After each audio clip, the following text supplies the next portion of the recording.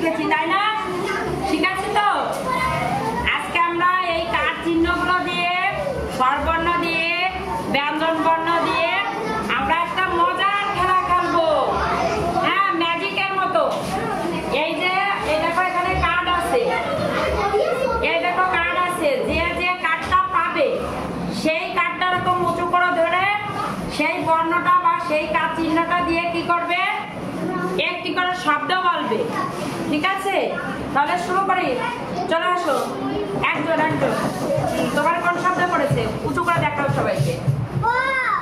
বতে কি হয়? বই। জোরে হাততালি।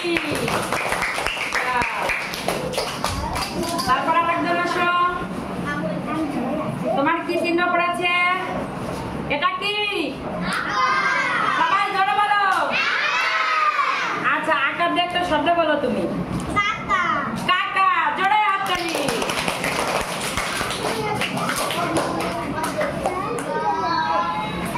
আচ্ছা, তোমরা এই সাইডে দাঁড়াও। ওই